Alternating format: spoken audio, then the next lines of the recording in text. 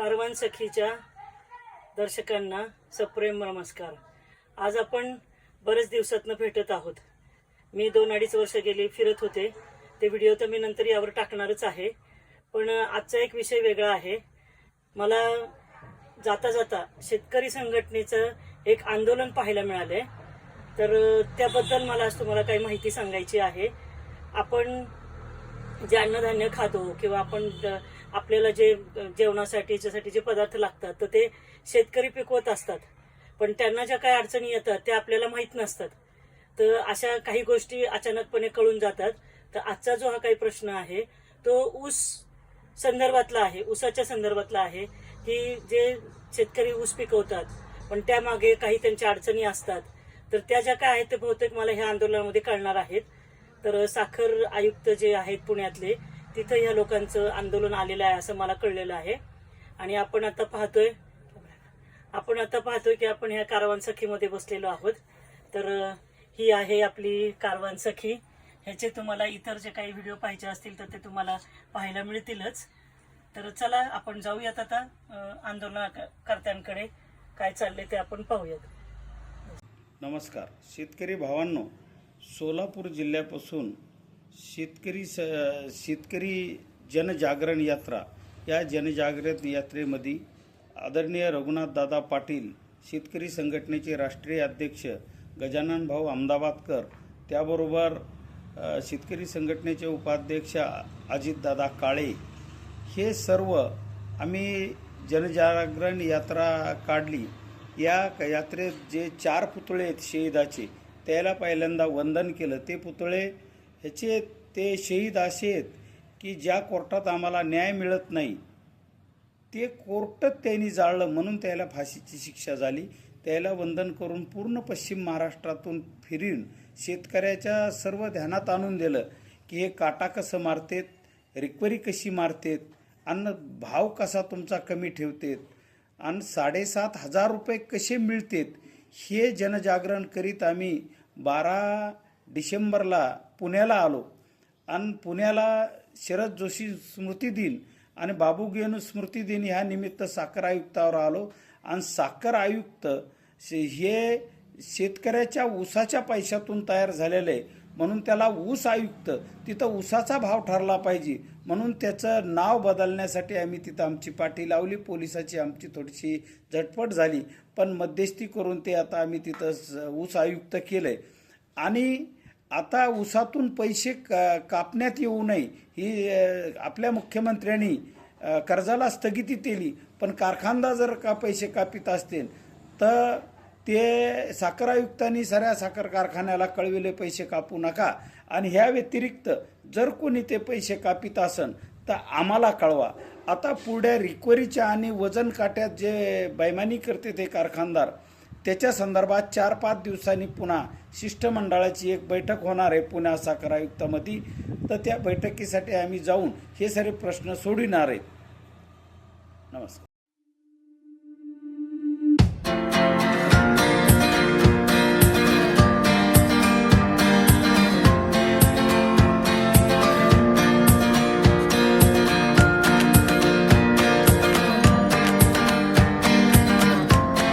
आणि मुलुक मैदान तोप, ज्यांनी 30 वर्ष शेतकरी संघटनेत काम केलं आणि प्रेरणा दिली, ते लक्ष्मण भाऊ वडले आपले मनोगत व्यक्त करणार आहेत। मी त्यांना विनंती करतो की वडले साहेब, आपण सर्वांना प्रेरणा आणि उत्तेजित होईल असं भाषण करावं।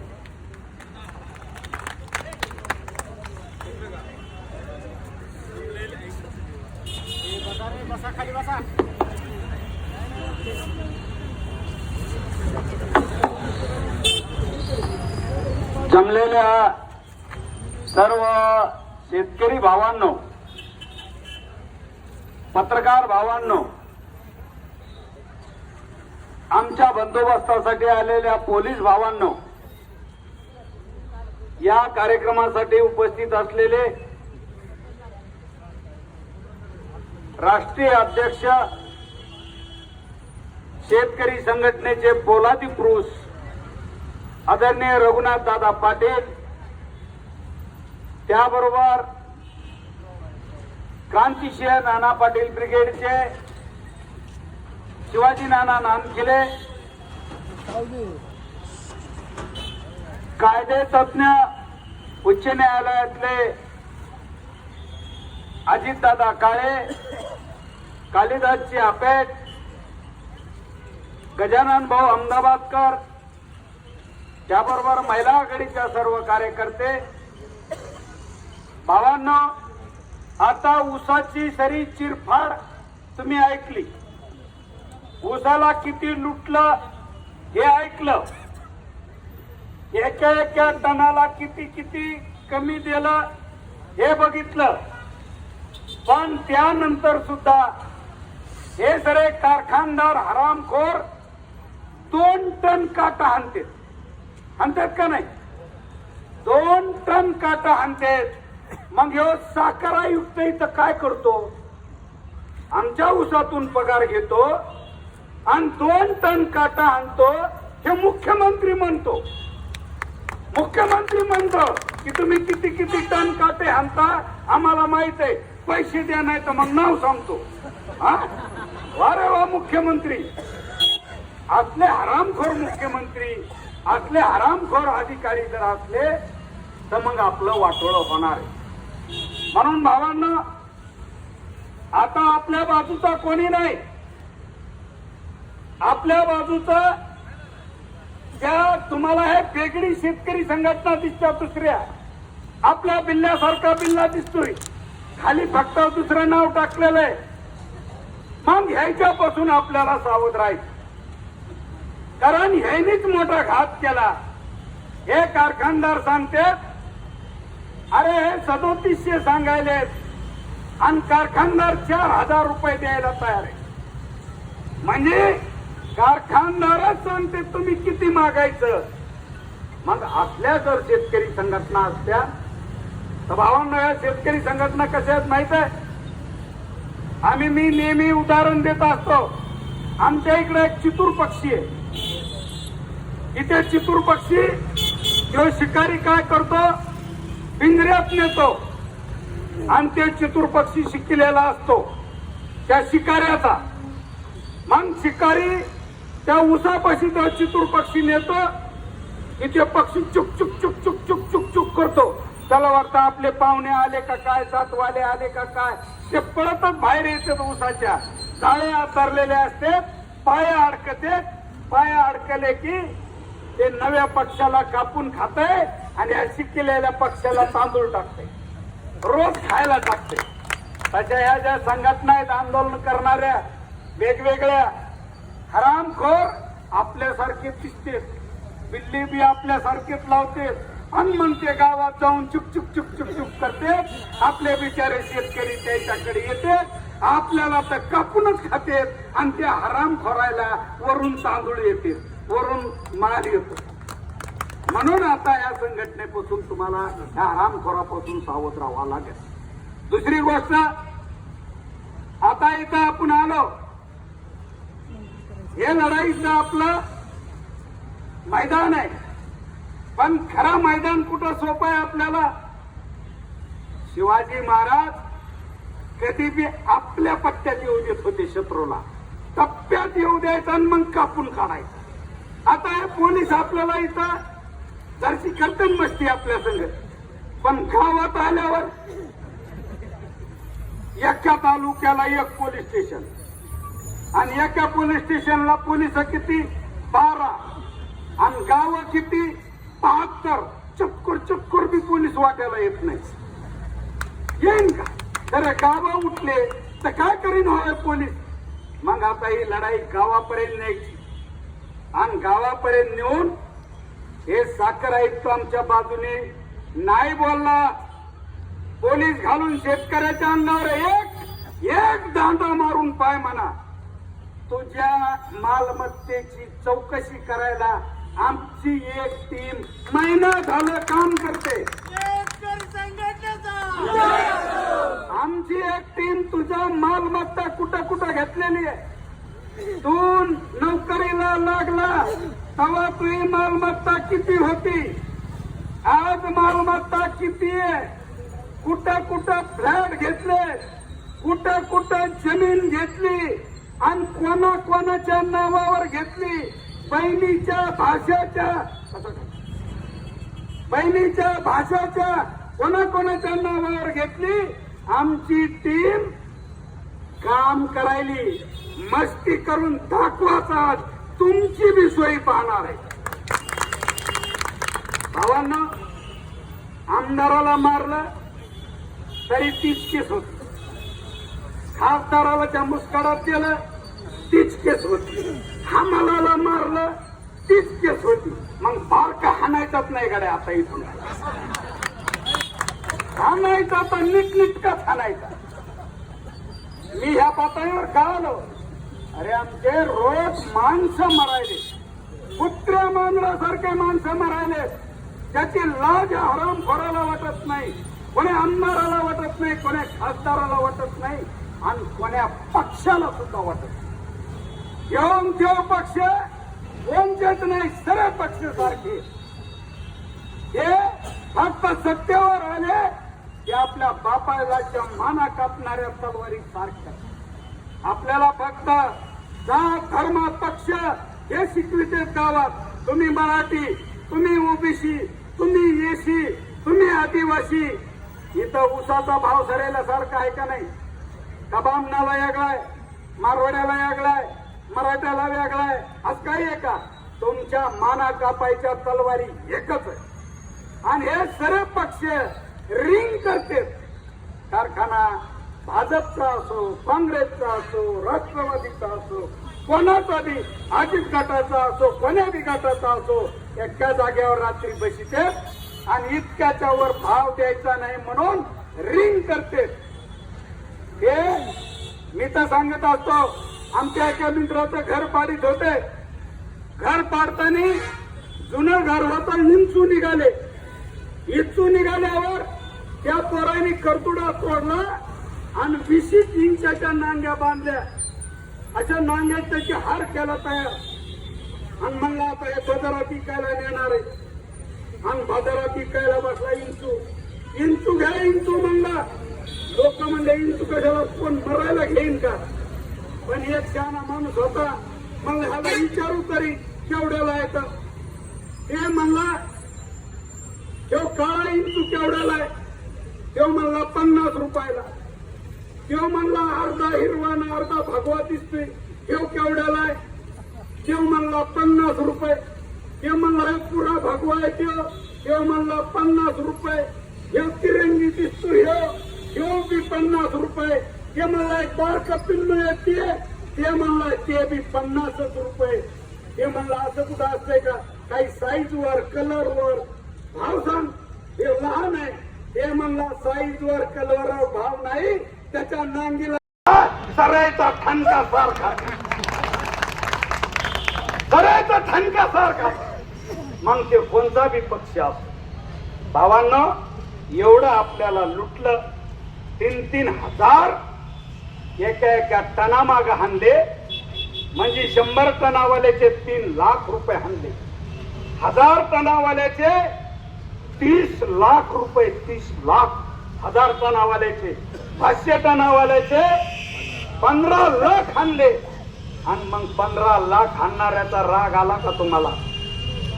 राग करणार आहेत का नाही? अरे बायकोनी तेल सांडलं स्वयंपाक करता करता किलोभर, तर तिला 1500 शिव्या देता. हा?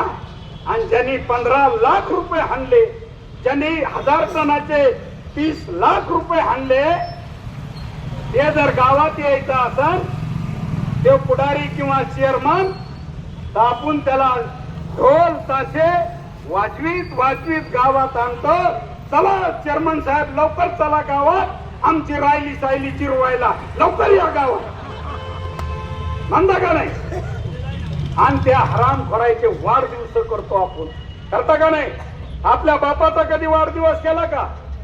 आपल्या बापाचा डायरेक्ट दिवस, डायरेक्ट 13वा. आपल्या इकडे वाढदिवस नसतो.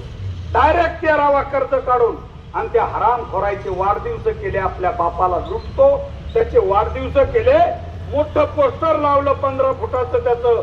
तो माजेल पुढारी मोबाईलवर बोलताना फोटो आणि त्याच्या बुटापाशी आपल्या गावातल्या 10-12 मुरकुड्याचे निस्ते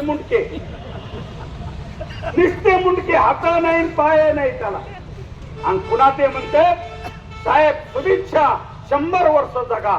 आमचं तर वाटोळ तुम्ही केलं, पण आमच्या लेकरा बाळाचं बी वाटोळ तुमच्याच हाताने होऊ द्या, एकल हाती कारभार होऊ द्या.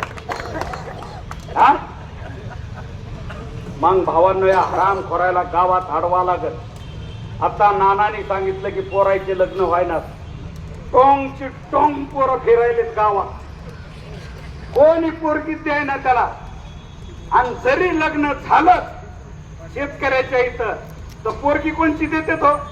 नंबर 1 ची पोरगी सरकारी नोकर, नंबर 2 ची पोरगी व्यापारी, आणि नंबर 3 चा माल येतो आपल्याकडे येडे वाकडी पोरगी, येडा वाकडं पोरग. तुमचे लेकर लय सुंदर होते का? काही दिवसांनी आपली खुरमुटले मुरफुटले काळे बेंद्रे म्हणजे बळीराजा, लांबूनच ओळखू येईल हो बळीराजा. ही अशी अवस्था जर आपली झाली असेल तर मग भावांनो तुम्हाला एका जाग्यावर यावं लागेल, ही लढाई लढावी लागेल. आणि तुम्ही म्हणताना आम्ही साधे माणसं लढाई काय लढावी? हे हरामखोराजवळ गुंड आहेत, ह्याच्याजवळ पोलीस आहेत, ह्याच्याजवळ ईडी आहे, सीबीआय.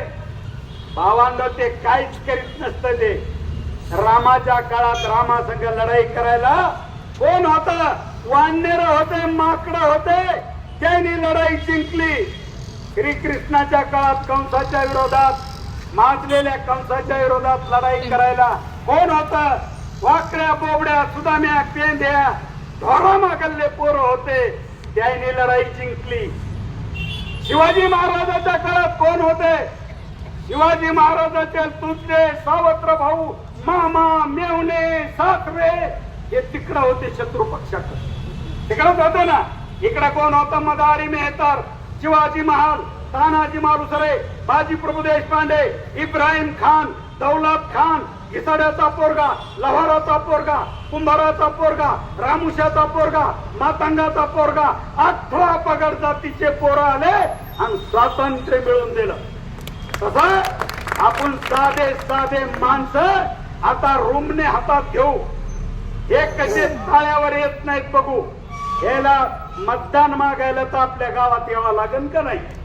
येऊ द्या, मग आपल्या टप्प्यात येऊ द्या. ह्याला आपल्या टप्प्यात आलं तर ह्याला नीट करायचं काम आपल्याला करावं लागेल.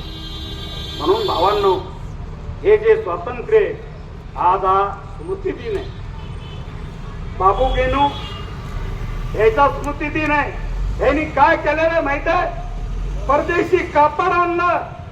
माझ्या देशातल्या कापसाला भाव कसा मिळत म्हणून त्या कापडाच्या ट्रक खाली पडले आणि इंग्रज अधिकाऱ्यांनी वरून ट्रक घातला. ते बाबू गेनू. आणि दुसरे शरद जोशी जे स्वित्झर्लंड मध्ये सोन्यासारखा संसार असलेलं आपल्या शेतकऱ्याच्या दुःखासाठी इथं आले. भावांनो, त्याच्या पत्नीने आत्महत्या केली. 2 पोरी अनाथ झाल्या आणि त्या माणसाने आपल्यासाठी आयुष्य वेचलं. ते आदरणीय शरद जोशी. सुरुवात कुठून केली? सोलापूरहून केली. सोलापूर मध्ये 4 हुतात्मे. एक कोष्टी आहे, एक मराठा आहे, एक मारवाडी आहे, एक मुसलमान आहे. 4ला फाशी झाली. कशामुळे फाशी झाली? इंग्रजाचं कोर्ट जाळलं त्यांनी चौघांनी. त्या कोर्टात जरा मला न्याय मिळत नसत तर ते कोर्ट त्यांनी जाळलं. तसं या साखर आयुक्तामध्ये आम्हाला न्याय मिळत नसेल तर ह्याचं काय करायचं आम्ही बघू. आम्ही त्याला वंदन करून आलेलो. म्हणून भावांनो, आता ही लढाई आणि ह्या लढाईचा प्रणेता कोण आहे माहित आहे? रघुनाथ दादा पाटील. रघुनाथ दादा पाटील कोण आहेत माहित आहे? रघुनाथ दादा पाटलाचे वडील रामचंद्र पाटील हे इंग्रजाच्या विरोधात लढाई करणारे. नाना पाटला संघ जे 5 जण होते त्याच्यात एक होते धुळ्याचा खजिना लुटला इंग्रजाचा. त्याच्यात हे 5 लोक होते. खजिना लुटताना एक आडवा आला, गोळी घातली. पोलीस आला, त्याला बी गोळी घातली. रघुनाथ दादाच्या चुलत्याला आणि वडिलाला फाशीची शिक्षा ठोठावली. त्या घरातून आलेले रघुनाथ दादा आहेत. हे रक्त स्वतंत्र सेनानीचं रक्त आहे, हे आयऱ्या गैऱ्याचं रक्त नाही. ही आता लढाई होणार आहे. म्हणून भावांनो, या लढाईमध्ये आपल्याला सरायला एका जाग्यावर यावं लागेल. ही आर्थिक लढाई आहे. या लढाईसाठी तुम्हाला जे करता येतं ते करा.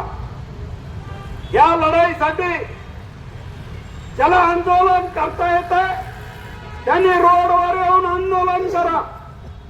आंदोलनातले लोक जेलमध्ये गेले, ज्याला ते सोडून आणता येतं त्यांनी सोडून आणा. ज्याला ह्या आंदोलनाला भाकरी देता येतात त्यांनी भाकरी द्या. ज्याला 2 पैसे देता येते त्यांनी 2 पैसे द्या. ज्याला बेटरपणे बोलता येते त्यांनी बेटरपणे बोला. ज्याला लिहिता येते त्यांनी लिहा आणि ज्याला पडविता येते त्यांनी पडवा. तरच हे स्वातंत्र्य मिळणार. स्वातंत्र्य फुकट मिळत नाही. स्वातंत्र्य बाजारात विकत मिळत नाही. स्वातंत्र्य हिसकून घ्यावं लागत असतं. स्वातंत्र्य भीक मागून मिळत नाही. तसं आम्ही भीक मागत नाहीत. या साखर आयुक्ताला आम्हाला पैसे द्या म्हणून, ते आमच्या हक्काचे आहेत. अरे आम्ही भीक मागायची औलाद नाहीत. आमचा बाप चंद्र सूर्याला ग्रहण लागलं, चंद्र सूर्य जरी संकटात सापडला तर आमचा बाप खाली चवारी कपडे वाचतो. दारात लंगे गोसाई फकीर आला तर आमची माय 4 किलो ज्वारी त्याला वाढती. आमची माय जगाची अन्नपूर्णा आहे. आमचा बाप जगाचा अन्नदाता आहे. आम्ही भीक मागणाऱ्याची औलाद नाही, भीक वाटणाऱ्याची औलाद आहे. आम्हाला फुगट नाही पाहिजे. आमच्या घामाचं दाम पाहिजे. आणि आमच्या घामाचं दाम जर कोणी लुटीत असेल तर भावांनो, तुम्हाला विचार करावा लागेल. हे स्वतंत्र करण्यासाठी हजारो लोक फाशीवर गेले. भगतसिंग, राजगुरू, मदनलाल चाफेकर बंधू. भावांनो, सुभाषचंद्र बोसनी ज्या वेळेस महात्मा गांधीवर गोळीबार झाला, ज्वालियनवाला बाग झाला, महात्मा गांधीवर बेछूट गोळीबार झाला, निशस्त्र लोकांवर गोळीबार झाला, त्यावेळेस सुभाषचंद्र बोसनी निर्णय घेतला की गोळीचं उत्तर गोळीने दिलं पाहिजे. म्हणून त्याने आझाद सेना स्थापन केली. आझाद सेनेमध्ये हजारो पोरं मरायला तयार झाले. आम्ही सैन्यात येतो म्हणले, पण त्याच्या हातात बंदूक पिस्तूल द्यायला पैसे नव्हते. म्हणून त्यांनी शेतकऱ्याचा आणि महामावल्याचा मेळावा बोलिला आणि सांगितलं, तुमचे पोरं मरायला तयार आहेत स्वातंत्र्यासाठी, पण मला इंग्रजापुढे निशस्त्र पाठवायचे नाही. मला त्याच्या हातात बंदूक द्यायची. बंदुकीचं उत्तर बंदुकीने दिलं पाहिजे. म्हणून माय मावल्यांनी गळ्यातले मंगळसूत्र तोडले आणि सुभाषचंद्र बोसच्या पायावर टाकले. तेव्हा स्वातंत्र्य मिळाले. स्वातंत्र्य फुकट मिळत नाही. म्हणून भावांनो, तुम्हाला ह्या स्वतंत्र लढ्यासाठी एका जागेवर येऊन ही लढाई चालवावी लागेल. नाही तर तुम्हाला इतिहास माफ करणार नाही. मर्द कोणाला म्हणतात? अन्यायाच्या विरोधात बंड करणारा माणूस जो मर्द असतो. न्यायाच्या बाजूला उभा राहून जीव धोक्यात घालणारा माणूस मर्द असतो. मर्द म्हणजे लग्न करून 2-4 लेकरायला जन्म घालणे, त्याला काही मर्द म्हणत नाहीत. मग कुत्र्याला बी 12 पिल्ले होते एका टायमाला, त्याला मर्द म्हणत नाही. न्यायासाठी लढणाऱ्या माणसाला मर्द म्हणते. भावांना आमच्या इकडं एक पैलवान होता. 10-20 गावात त्याला कोणी पाठ लावली नव्हती. आणि एक सुतार होता, पण सुतार होता स्वातंत्र्य सैनिक. दोघांचे पोरं पुण्याला शिकायला होते आणि स्वातंत्र्य सैनिकाच्या पोराला इंजिनियर म्हणून नोकरी लागली. दोघं बी एकाच वर्गात होते. मग त्या पैलवानाच्या पोराला वाटलं की माझा बाप तर त्या जिल्ह्यात कोणी त्याची पाठ लावली नाही. मग तो बापाकडे आला आणि बाबा बाबा या सुताराचं पोरग नोकरीला लागलं ते स्वतंत्र सैनिक होते. बाबा तुम्ही तर मोठे पैलवान होते. आपल्या गावात लढाई झालती बाबा, इंग्रजांनी गोळीबार केलता, त्यावेळेस बाबा तुम्ही कुठे होते? ते म्हणलं आपल्या उसाच्या पलीकडूनच गोळीबार झाला आणि त्या गोळ्याचा आवाज सुरू झाल्यावर मी मधल्या रस्त्याने पळालो आणि वाडा लावून घेतला आणि सकाळ उघाडच नाही. पोरग म्हणलं तवा मेले असते तर आता तरी कामी आले असते. आणि तोंडावर थुकलं बापाच्या, ते पोरग तरी तोंडावर थुकलं. आताचे पोरं चुकलंय, कुठं थुकते तुम्हीच बघा. मग आपल्या पोराईतून अपमान करून घ्यायचा नसल त्या लढाईत तुम्हाला सामील व्हावा लागेल, तुम्हाला जेलमध्ये जावं लागेल. काय होईल तर होईल, आता आत्महत्या करायची नाही. आपल्यावर आत्महत्या करायची वेळ त्यांनी आणली, त्याची हत्या करायची वेळ जरी आली तर आता मागं सरकायचं नाही. आपण नाही मरायचं, कवर मारायचं. जगाचा अन्नदाता आहे, जगाचा पोशिंदा आहे. काय चूक झाली आमच्याकडून, काय अपराध झाला आमच्याकडून? हा एका दिवशी 19 आत्महत्या व्हायला, हराम खोरायला कोणाला लाज वाटायना. अरे एका दोरीला बुलढाणा जिल्ह्यामध्ये एका दोरीला शेतकऱ्याने आत्महत्या केली आणि उरलेल्या दोरीला त्याच्या बायकोने आत्महत्या केली. पुन्हा दुसऱ्या जिल्ह्यात एकुलता एक पोरगा होत, त्यांनी आत्महत्या केली. उरलेल्या दोरीला, त्याच फाटीला, त्याच झाडाला बापाने आत्महत्या केली. आई पागल झाली. काय पाप केलं आम्ही असं? आणि आमच्या इकडं एका पोरीने पत्र लिहून ठेवून आत्महत्या केली. पत्र लिहिलं तिने, तिच्या मोठ्या बहिणीचं लग्न झालं 3-4 वर्षापूर्वी. लग्नाचं कर्ज झालं म्हणून बैल ऐका लागले, बँकेचं कर्ज, जप्ती आली, घरी खाय प्यायची पंचायत होती. पाहुणे आल्यावर पाहुण्याची व्यवस्था कशी करावं म्हणून मित्राकडे जाऊन उसने पैसे आणून पाहुण्याला जेव्हा खावायला करायचं. ज्या दिवशी पाहुणे आले त्या दिवशी ती त्याचा बाप झोपत नव्हता, तो जेवत बी नव्हता. पोरीच्या ध्यानात आलं की आपल्या चुलत्यांनी वर्षापूर्वी आत्महत्या केली, आपला बाप बी आत्महत्या करणार आहे. त्या पोरीने पत्र लिहिलं, बाबा तुम्ही आत्महत्या करू नका, माझ्या लग्नामुळे जर तुम्हाला आत्महत्या करावं लागत असेल तर मी आत्महत्या करते. माग आई आहे माझी, 2 भाऊ आहेत, आजी आजोबा आहेत. बाबा तुम्ही द्यायला अन्न खाऊ घालणारे आणि तुम्ही आत्महत्या केल्यावर माझ्या घराचं काय होईल बाबा, म्हणून मी आत्महत्या करते. आणि खाली एक ओळ लिहून ठेवली तिने, बाबा मी आत्महत्या करते खरी, पण मला आमच्या मैत्रिणींनी खूप नटायचं ठरलं होतं, खूप मजा करायची ठरली होती बाबा, नवे चांगले कपडे घालायचं ठरलं होतं बाबा, पण ह्या जन्मात ते शक्य नाही बाबा. पण माझी शेवटची इच्छा पूर्ण करा. मी ज्या वेळेस मरण, माझी मौत जाईल त्यावेळेस माझ्या हाताला मेहंदी लावा, केसाला गजरा लावा, मला नवरी सारखा शालू नेसा, माझ्या कपाळाला मंडुळ्या लावा, नवरी सारखी मौत तरी करा. काय पाप केलं आम्ही, काय अपराध केला आम्ही, काय गुन्हा झाला आमच्या बापाकडून, काय चूक झाली आमच्या बापाकडून. अरे भारत स्वतंत्र झाला तेव्हा 40 कोटी लोक होते आणि तेव्हा अमेरिकेहून आणल्याशिवाय खायला मिळत नव्हतं. आता 140 कोटी लोक आहेत. आता आमच्या ह्या बापाने इतकं पिकविलंय की 140 कोटी लोकांना अन्न पुरवून अर्ध्या जगाला खाऊ घालायची ताकद आमच्या बापाने केली, अर्ध्या जगाला खाऊ घालायची. आणि तेव्हा आमचा बाप आत्महत्या करतो, त्याची लाज ह्या हरामखोराला वाटत नाही, कोण्या मंत्र्याला वाटत नाही, कोण्या पंतप्रधानाला वाटत नाही. भावांनो, आमचा एक पोरगा शेतकऱ्याचा शेती तोट्याची माहित आहे, शेतीत काही उरत नाही हे माहित असताना शेती करून देशाला जगवायला लागलाय, देशाला अन्न खाऊ घालायलाय. आणि दुसरा पोरगा मिलिटरीत गेलाय, मरणाची खात्री आहे, कोण्या बाजूनी गोळी येऊन छातीत घुसून हे माहित आहे. आत्ताच लग्न झालंय, 1 वर्षाचं लेकरू आहे, काही जणांचं पोटातच लेकरू आहे आणि तिकडं तो शहीद होतो.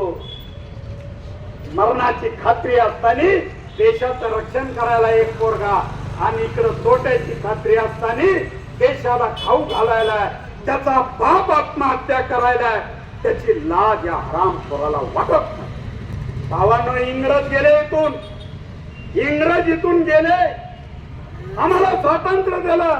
अरे लूटा हमको अंग्रेजों ने, वो तो लूटने आए थे. लूटा हमको अंग्रेजों ने, वो तो लूटने आए थे. फिर मिली आजादी हमको, अपने ही तो आए हैं. फिर मिली आजादी हमको, अपने ही तो आए हैं. कुछ नहीं मिला किसानों को, भरी तिजोरी बेईमानों की. कुछ नहीं मिला किसानों को, भरी तिजोरी बेईमानों की. अरे हम किसान, देश की शान, जीने से बेजार है. दिल्ली के उस लाल किले के हम भी तो हकदार है.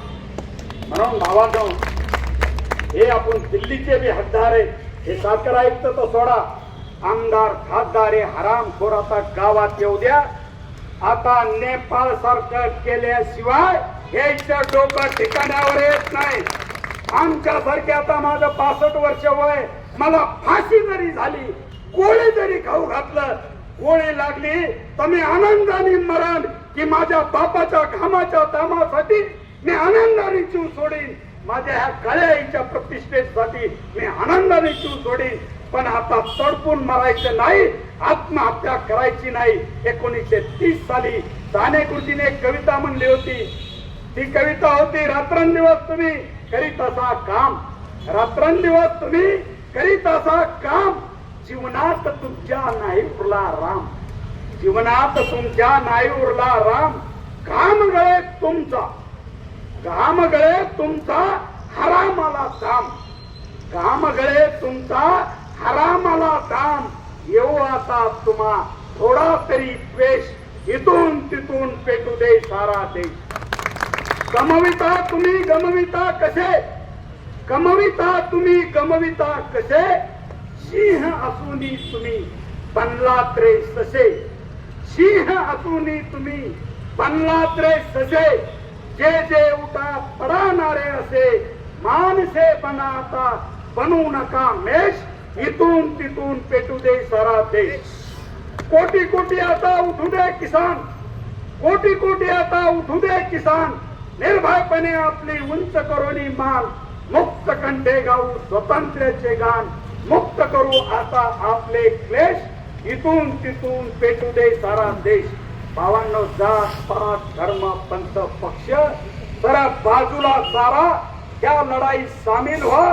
या काळ्या आईला प्रतिष्ठा मिळविण्यासाठी, रघुनाथ दादा पाटलाचे हात मजबूत करण्यासाठी, त्यांच्या शब्दाला प्रतिष्ठा मिळवून देण्यासाठी आपण सगळ्यांनी एका जागेवर येऊन या लढाईत सामील व्हा. आणि या साखर आयुक्ताचं नाव ऊस आयुक्त आम्ही करणारच आहेत.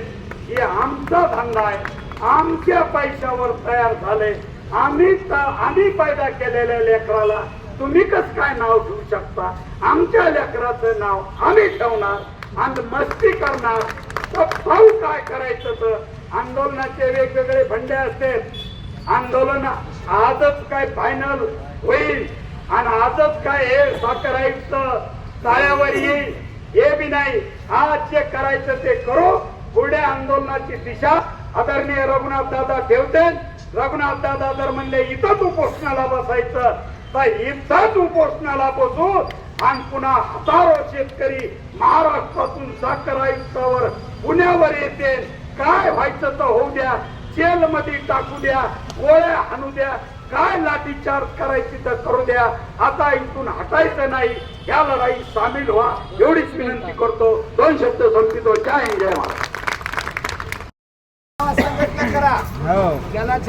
मी शपथ घेतो की शेतकऱ्याचे लाचारीचे व दुःखाचे जीवन संपवून त्यांना देशातील इतर नागरिकाप्रमाणे सुखाने व सन्मानाने जगता यावे याकरिता शेतीमालाला रास्त भाव या एक कलमी कार्यक्रमासाठी मी संघटनेचा पाईक म्हणून प्रयत्न करेल। या प्रयत्नात जात धर्म पंथ पक्ष या कोणत्याही भेदाभेदाचा अडथळा येऊ देणार नाही। शेतकरी संघटनेचा दादा तुम आगे बढ़ो, दादा तुम आगे बढ़ो। शरद जोशी, शरद जोशी, बाबू गेनो उसाला 7,500 रुपये भाव, उसाला 7,500 रुपये भाव, शेतकऱ्याची संपूर्ण कर्जमुक्ती, शेतकऱ्याची संपूर्ण कर्जमुक्ती, शेतकरी महिला आघाडीचा नेता तस्कर गुंडा अफसर, नेता तस्कर गुंडा अफसर, मस्जिदवादी मंदिरवादी, मंदिरवादी मस्जिदवादी,